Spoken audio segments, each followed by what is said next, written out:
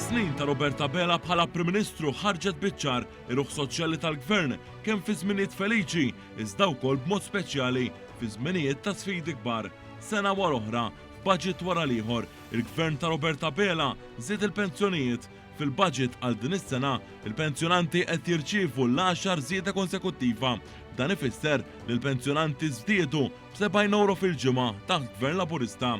F'dawn il-5 snin l-amministrazzjoni tal-Prim Ministru Roberta Bela komplet taħdem biex ittejjeb il-kwalità tal-ħajja tal-familji. Dan hekk kif issaħħaħ l-work benefit li qed jingħata b'mod awtomatiku għal dawk li huma eligibbli u jingħata lil dawk l-aktar li għandhom dħul baxx. Gvern Laburista immexxi minn Roberta Bela introduċa wkoll il-mekkaniżmu addizzjonali kontra l-għolli tal-ħajja, benefiċċju intis biex jagħti sosten lil madwar mit-tel familja quddiem l-isfida tal-inflazzjoni.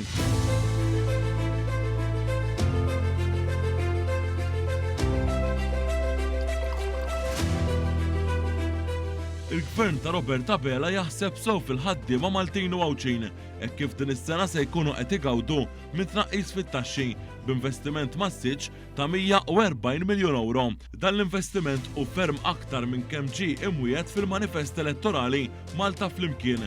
Taħt il-Gvern ta' Roberta Bela ġie ffirmat ukoll il-ftehim storiku li wassal għal żieda fil-paga minima nazzjonali. Fl-elezzjoni ġenerali tal-2022, il-Partit Laburista wiegħed li f'5 snin iċ-Children's Allowance se jiżdied b'450 € għal kull wild, iżda f'nofs il-leġislatura dan il-benefiċċju diġà żdied 590 jew 140 € aktar minn dak imwiegħed. Dan fil-waqt li wara il-pandemija eżattament minn meta bdiet l-invażjoni Russa fl-Ukrajna, il-Gvern ta' Roberta Bela tal-akbar sussidi lill-familji u n-negozji dak fuq l-elettriku, il-gass, il-fuels, iċ-ċereali u l-alf għall-annimali biex inżammu stabbli għad ta' prezzijiet ta' oġġetti essenzjali. Dan f'perjodu ta' kriżi enerġetika fil-prezzijiet splodow fl-Unjoni Ewropea.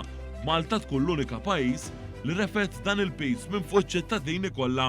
Il-Gvern ta' Roberta Bela jaħseb ukoll fil-persumsabilità fost oħrajn il-Carers Grant li fl-2022 kien 500 € issa żdied għal 5190 € din is-sena. Ma' dawn il-miżuri hemm oħrajn mill-aktar soċjalisti hekk kif fil-baġit għal din is-sena ħabbar li dawk il-ġenituri prospettivi li jaħdmu għal rashom u li għaddejjin bit-trattament tal-IVF se nataw ukoll sa mizzi għalif imħallas mill-Gvern. 5 snin ta' Roberta Bela, 5 snin ta' Gvern soċjalment ġust.